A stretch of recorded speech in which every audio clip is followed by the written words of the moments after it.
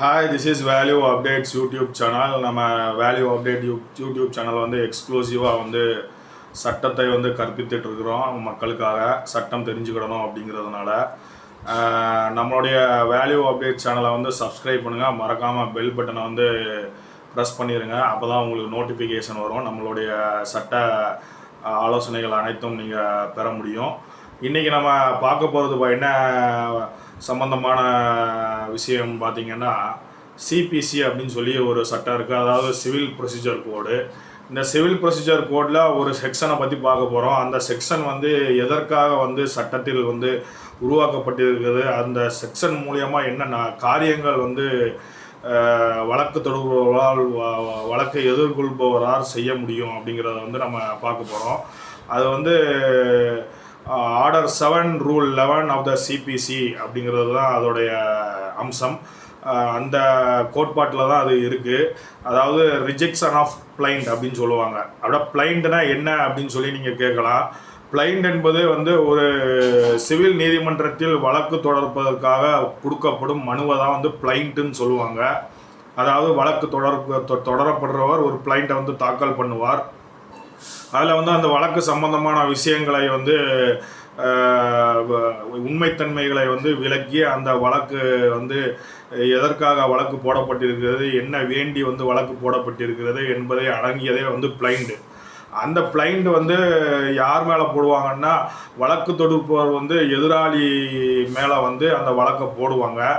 அப்போ வந்து அந்த எதிராளி வந்து அந்த வழக்கு வந்து சரியான ஒரு ஸ்திரம்பட போடவில்லை, சட்டத்திற்கு உட்பட்டு இந்த வழக்கு இல்லை, பல காரணங்கள் இருக்கிறது, இந்த வழக்கை ஏற்றுக்கொள்ளக்கூடாது என்பதற்காக அப்படின்னு சொல்லி யார் மேலே வழக்கு தொடரப்பட்டிருக்கோ அவர் வந்து ரிஜெக்ஷன் ஆஃப் பிளைண்ட் வந்து போடுவாங்க. அதாவது வழக்கை எடுப்பதற்கு முன்பாக, அதாவது வழக்கு நீதிமன்றத்தில் வந்துடும், வழக்கை விசாரிப்பதற்கு முன்பாகவே வந்து ஒரு பெட்டிஷன் வந்து போடலாம். அதாவது ரிஜெக்ஷன் ஆஃப் பிளைண்ட்டு.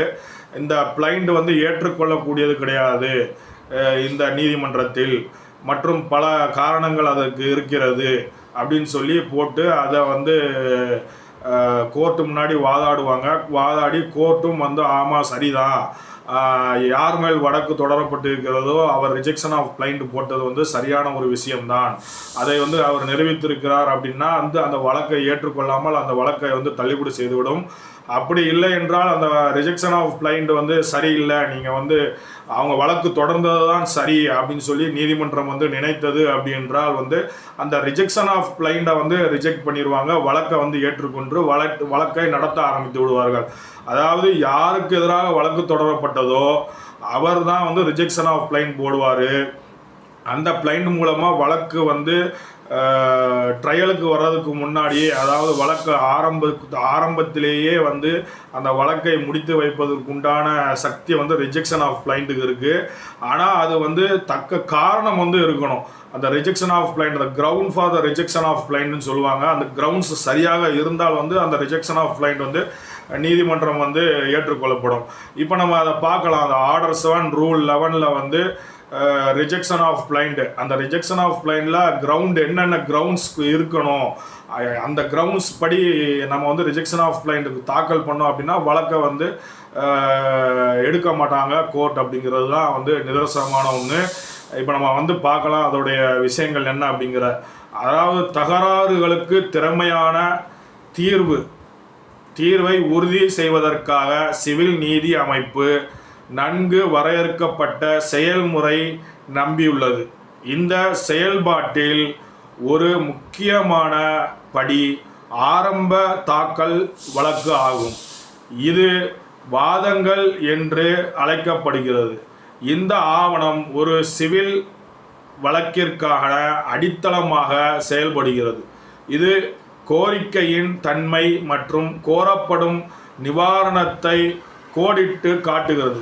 இருப்பினும் குறிப்பிட்ட சட்ட தேவைகளை பூர்த்தி செய்யாவிட்டால் ஒரு வழக்கு நீதிமன்றத்தால் நிராகரிக்கப்படலாம். நிராகரிப்புக்கான காரணங்களை புரிந்து கொள்வது அற்பமான சிவில் வழக்குகளை தடுப்பதன் மூலமும் நீதிமன்றம் வளங்களை திறம்பட பயன்படுத்துவதை உறுதி செய்வதன் மூலமும் அமைப்பின் ஒருமைப்பாட்டை பராமரிக்க உதவுகிறது. இப்போ வந்து ரிஜெக்ஷன் ஆஃப் பிளைண்ட், அதாவது கிரவுண்ட்ஸ் என்னென்ன வந்து ரிஜெக்ஷன் ஆஃப் பிளைண்டில் வந்து கொண்டு வரலான்னு பார்த்தீங்க அப்படின்னா, செயலுக்கான காரணம் இல்லாமை. ஒரு வழக்குன்னு போடுவதற்கு ஒரு செயல் இருக்கணும், அதாவது காஸ் ஆஃப் ஆக்ஷன் இருக்கணும். அந்த காஸ் ஆஃப் ஆக்ஷனே இல்லை அப்படிங்கும்போது ஒரு வழக்கு தாக்கல் பண்ணக்கூடாது. அதுதான் வந்து செயலுக்கான காரணம் இல்லாமல் ஒரு வழக்கை தொடர முடியாது. அப்போ வந்து அது ஒரு கிரவுண்ட் ஆயிரும் ரிஜெக்ஷன் ஆஃப் பிளைண்டுக்கு. ஒன்று, வழக்கின் குறை மதிப்பீடு அப்படின்னு பார்த்தீங்கன்னா, ஒரு சரியான இடத்துல வந்து வழக்கை வந்து தாக்கல் பண்ணணும் சரியான நீதிமன்றத்தில். அப்படி தவறிவிட்டால் வந்து வழக்கில் குறை மதிப்பீடு மற்றும் வந்து அந்த வழக்கில் உள்ள ஃபேக்ட்ஸ் வந்து சரியாக வந்து சொல்லப்படவில்லை என்றாலும் அதை வந்து வழக்கின் குறை மதிப்பீடாக வந்து எடுத்துக்கொள்ளப்படும். வழக்கு முறையாக முத்திரையிடப்படவில்லை, வழக்கில் வந்து சரியான முத்திரையிடப்படவில்லை அப்படின்னா வந்து பெக்குனரி ஜூரிஸ்டிக்ஷனையும் கொண்டு வந்துக்கலாம். அதாவது பணங்கள் வந்து சரியாக வந்து கட்டவில்லை நீதிமன்ற கோர்ட் ஃபீ வந்து அப்படின்னாலும் சரி, அதுவும் ஒரு கிரவுண்ட்ஸாக எடுக்கப்படுது. சட்டத்தால் தடை செய்யப்பட்டது, அதாவது இந்த வழக்கு அப்படிங்கிறது இந்த கோர்ட்டில் நடக்க முடியாது, இல்லைன்னா இந்த வழக்கே தொடர முடியாதுன்னு சட்டத்தால் தடைப்பட்டிருந்தாலும் அது ஒரு கிரவுண்ட்ஸ் ஃபார் ரிஜெக்ஷன் ஆஃப் பிளைண்டாக வந்து எடுத்துக்கலாம். வழக்கு பிரத்யேக தாக்கல் செய்யப்படவில்லை, வழக்கு பிரதிவாதியாக தாக்கல் செய்யப்படவில்லை என்றாலும் வந்து நம்ம வந்து எடுத்துக்கொள்ளலாம். மற்றும் இன்னொன்று என்னன்னு பார்த்தீங்கன்னா, ஆணை 7 விதி 9 உடன் இணைக்காதது மூலமாகவும் வந்து ரிஜெக்ஷன் ஆஃப் பிளைண்ட் வந்து வரும் அப்படின்னு சொல்லி போட்டிருக்கு. அப்புறம் வந்து மனுவை நிராகரிப்பதற்காக கூடுதல் காரணங்கள் வந்து இருந்தது அப்படின்னாலும் வந்து அதை வந்து வழக்கு வந்து ஏற்றுக்கொள்ளப்படாது நீதிமன்றத்தால். இப்போ நம்ம பார்க்கலாம் வரிசையாக என்ன அப்படிங்கிறத. சட்ட ரீதியான கட்டமைப்பு சிபிசியில் ஆணை 7 விதி 11, அதாவது order 7 rule 11 of the CPC which is rejection of plaint என்ன அப்படின்னு பார்த்தீங்கன்னா, இந்தியாவில் வந்து சிவில் நடைமுறை சட்டம் சிபிசி சிவில் வழக்குகளை நடத்துவதை நிர்வகிக்கிறது. சிபிசியின் ஆணை 7 விதி 11, அதாவது ஆர்டர் 7 ரூல் 11 வழக்குகளை நிராகரிப்பதற்காக அடித்தளத்தை அமைக்கிறது. இந்த விதி பணி நீக்கம் செய்வதற்கான 6 முதன்மை காரணங்களை கோடிட்டு காட்டுகிறது.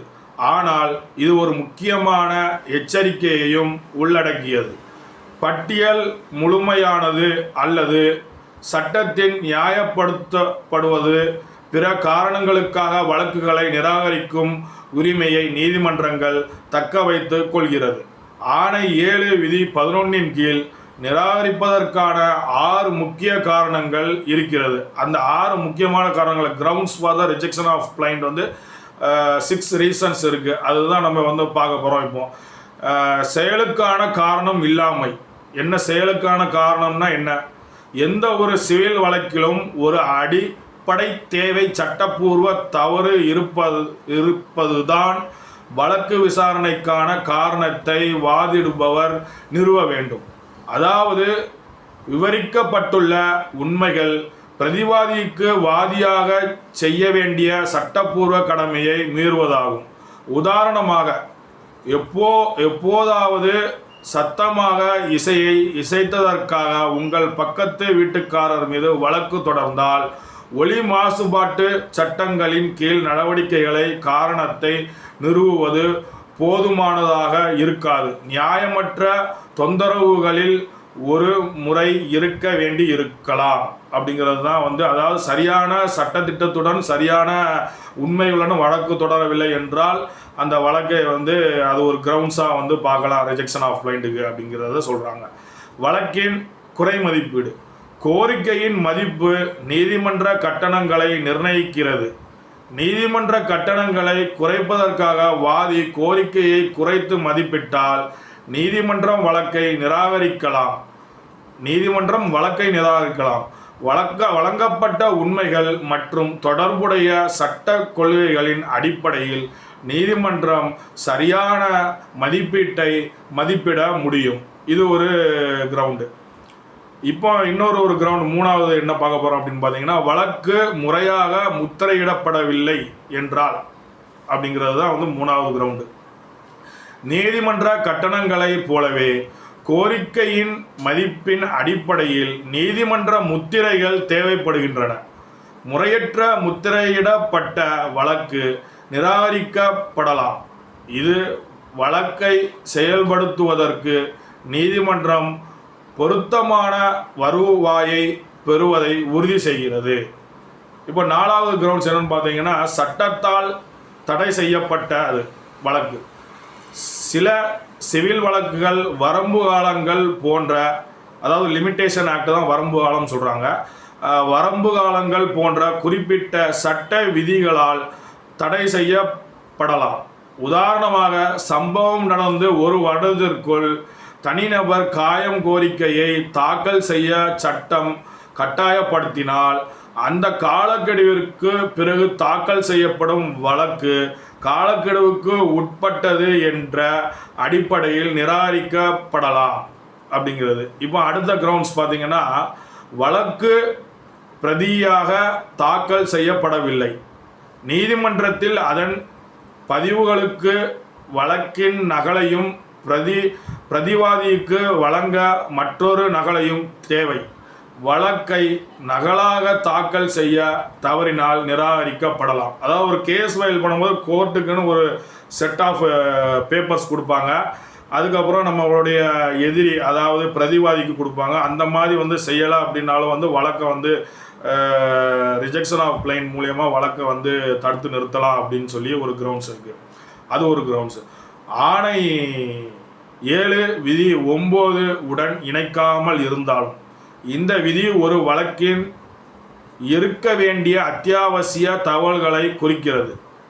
தரப்பினரின் விவரங்கள், நடவடிக்கைக்கான காரணம் மற்றும் கோரப்பட்ட நிவாரணம் போன்ற கூறுகள் மிக முக்கியமானவை. வழக்கில் இந்த அத்தியாவசிய விவரங்கள் இல்லாவிட்டால் நீதிமன்றம் அதை நிராகரிக்க கூடும் அப்படிங்கிறது ஒன்று. அதாவது என்னென்ன முக்கியமான விஷயங்கள் வழக்கில் சொல்லப்பட வேண்டுமோ அதை சொல்லப்பட வேண்டும் என்று சொல்கிறாங்க. மனுவை நிராகரிப்பதற்கான கூடுதல் காரணங்கள்.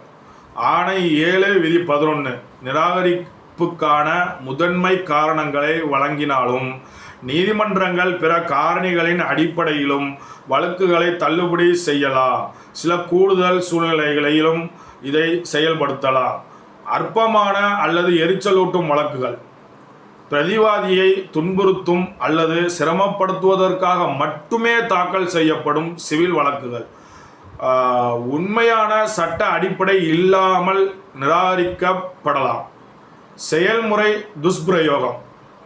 மற்றொரு நடந்து கொண்டிருக்கும் சட்ட நடவடிக்கைகளை தாமதப்படுத்துவது போன்ற முறையற்ற நோக்கத்திற்காக வழக்கு பயன்படுத்தப்பட்டால் நீதிமன்றம் அதை தள்ளுபடி செய்யலாம். அதிகார வரம்பு இல்லாமை. நீதிமன்றம் வழக்கு தொடர்பான விஷயம் மற்றும் சம்பந்தப்பட்ட தரப்பினரின் மீது அதிகார வரம்பை கொண்டிருக்க வேண்டும். வழக்கு முறையான அதிகார வரம்பை நிறுவவில்லை என்றால் அது நிராகரிக்கப்படலாம். கட்சிகளை இணைக்காதவர், அதாவது வழக்குக்கு தேவையானவர்களை இணைக்காதவர் அல்லது தவறாக இணைக்கப்பட்டால், தேவையான தரப்பினரை இணைக்காவிட்டால் அல்லது பொருத்தமற்ற தரப்பினர் இணைக்கப்பட்டிருந்தால் தவறாக இணைப்பர் ஒரு சிவில் வழக்கு தள்ளுபடி செய்யப்படலாம். வாதத்தை நிராகரிப்பதற்கான காரணங்களின் தாக்கங்கள். நிராகரிக்கப்பட்ட ஒரு வழக்கு வாதிக்கு பல விளைவுகளை ஏற்படுத்தக்கூடும். என்னன்னு பார்த்தீங்கன்னா, சட்ட நடவடிக்கைகளின் தாமதம். வாதி வழக்கில் உள்ள குறைபாடுகளை நிவர்த்தி செய்ய மீண்டும் தாக்கல் செய்ய வேண்டும். அதனால் சட்டப்பூர்வ தீர்வு காண்பதில் தாமதம் ஏற்படும். கூடுதல் செலவுகள். நிராகரிக்கப்பட்டதற்கான காரணத்தை பொறுத்து வாதிக்கு வழக்கை திருத்துவதற்கு அல்லது ஒரு வழக்கறிஞரை அணுகுவதற்கு கூடுதல் செலவுகள் ஏற்படக்கூடும். உரிமைகள் இழப்புக்கான சாத்தியக்கூறுகள்.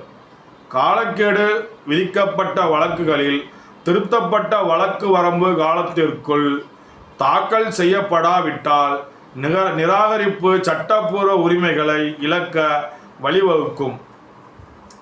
மனு நிராகரிப்பு அபாயத்தை குறைப்பதற்கான உத்திகள். உரிமை கோரலில் துல்லியமான மதிப்பீடு என்ன? குறைந்த மதிப்பீடுகள் மற்றும் சாத்தியமான நீதிமன்ற கட்டண சிக்கல்களை தவிர்க்க ஒரு வழக்கறிஞர் அல்லது நீதி நிபுணர்களுடன் கலந்தாலோசிப்பது உரிமை கோரலின் பொருத்தமான மதிப்பை தீர்மானிக்க உதவும். நீதிமன்ற விதிகளுக்கு இணங்குதல். மத்திய செயலாக்க மையத்தில் ஆணை 7 குறிப்பாக விதி 9 பற்றிய முழுமையான புரிதல் அவசியம். தொழில்நுட்ப காரணங்களுக்காக நிராகரிக்கப்படுவதை தடுக்க மனுவில் அனைத்து கட்டாய தேவைகளும் இருக்க வேண்டும். தெளிவு மற்றும் சுருக்கம். வழக்கு தெளிவாகவும் சுருக்கமாகவும் நன்கு ஒழுங்கமைக்கப்பட்டதாகவும் இருக்க வேண்டும். சட்ட சொற்களை துல்லியமாக பயன்படுத்துவதும் தேவையற்ற விவரங்களை தவிர்ப்பதும் நீதிமன்றத்தின் வாதிப்புரிமையை மேம்படுத்துகிறது. உரிமை கோரல்களை ஆதரிக்கும் சான்றுகள். வழக்கிற்கு விரிவான ஆதாரங்களை தேவையில்லை என்றாலும் தொடர்புடைய ஆவணங்கள் அல்லது சுருக்கங்களை இணைப்பது வழக்கை வலுப்படுத்தும் மற்றும் சிவில் வழக்குக்கான சட்டபூர்வமான அடிப்படையை நிரூபிக்கும். சிவில் வழக்கு தாக்கல் செய்ய நினைக்கும் எவருக்கும் வழக்கு நிராகரிப்பதற்கான காரணங்களை புரிந்து கொள்வது மிகவும் முக்கியம். ஆணை 7 விதி 11 கோட்டிட்டு காணப்பட்டுள்ளது. சட்ட கட்டமைப்பை பின்பற்றுவதன் மூலமும் தேவையான முன்னெச்சரிக்கை நடவடிக்கைகளை எடுப்பதன் மூலமும் வாதிகள் நிராகரிப்பு அபாயத்தை குறைத்து சிவில் நீதி அமைப்பு மூலம் ஒரு சமூகமாக பயணத்தை உறுதி செய்யலாம். இந்த செயல்முறை திறம்பட வழிநடத்தவும் உங்கள் சட்ட உரிமைகளை பாதுகாக்கும் ஒரு வழக்கறிஞருடன் கலந்தாலோசிப்பது மிகவும் நல்ல விஷயமாகும். அதன் மூலமாக உங்கள் வழக்கு சரியாக தாக்கல் செய்யப்படுவதை உறுதி செய்து கொள்ளலாம். சரியான முறையில் வழக்கை தாக்கல் செய்யும் பொழுது எந்த ஒரு தவறும் இல்லை என்றால் order 7 rule 11 of the CPC எஃபெக்டில் வராது. அதாவது ரிஜெக்ஷன் ஆஃப் பிளைண்ட் மூலமாக உங்கள் வழக்கை ரத்து செய்வதற்கு உண்டான மூதாந்திரம் இருக்காது என்பதுதான் நிதர்சனமானது. அதாவது order 7 rule 11 of the CPC என்ன அப்படின்னு பார்த்தோன்னா ரிஜெக்ஷன் ஆஃப் பிளைண்ட் அப்படின்னா ஒரு வழக்கு தாக்கல் செய்வதை பிளைண்ட் என்று சொல்வார்கள். அந்த வழக்கு தாக்கல் செய்த உடனேயே பிரதிவாதி இந்த வழக்கு சரியான சூட்டபிளான வழக்கு இல்லை, இதில் உள்ள விவரங்கள் அனைத்தும் தவறானது, சட்டத்தை கடைபிடிக்கவில்லை, வரம்பை சரியாக முறைப்படுத்தவில்லை, வரம்புக்கு மீறி இருக்கிறது என்று நினைத்தால் வழக்கு ஆரம்பிப்பதற்கு முன்பு வழக்கு தாக்கல் செய்யப்பட்ட பின்பு ஆரம்பிப்பதற்கு முன்பு ரிஜெக்ஷன் ஆஃப் பிளைண்டை ஒரு பெட்டிஷனாக அந்த வழக்கில் சேர்த்து அந்த வழக்கை ரத்து செய்ய முடியும். நீதிமன்றம் அதை ஏற்றுக்கொண்டால் நீதிமன்றம் அந்த வழக்கை ரத்து செய்யும். இல்லை, ரிஜெக்ஷன் ஆஃப் பிளைண்டை ஆதரிக்கவில்லை, நீதிமன்றத்தை பிரதிவாதி சாட்டிஸ்ஃபை பண்ணவில்லை அப்படி என்றால் அந்த ரிஜெக்ஷன் ஆஃப் பிளைண்டை ரிஜெக்ட் பண்ணி விடுவார்கள். வழக்கு வாதி தொடுத்த போல் வழக்கு எப்பொழுதும் போல் வழக்கு நடைபெறும். இதுதான் ரிஜெக்ஷன் ஆஃப் பிளைண்ட். நம்ம வேல்யூ அப்டேட் சேனலை சப்ஸ்கிரைப் பண்ணுங்கள், பெல் ஐக்கானை ப்ரெஸ் பண்ணிடுங்க. ரொம்ப முக்கியமானது எல்லாரும் வியூ பண்ணுறது, சட்டம் தெரிஞ்சுக்கோங்க, ஷேர் பண்ணுங்கள், அதன் மூலமாக எல்லாரும் சட்டம் தெரிஞ்சுக்கிடட்டும். மிக்க நன்றி, வணக்கம்.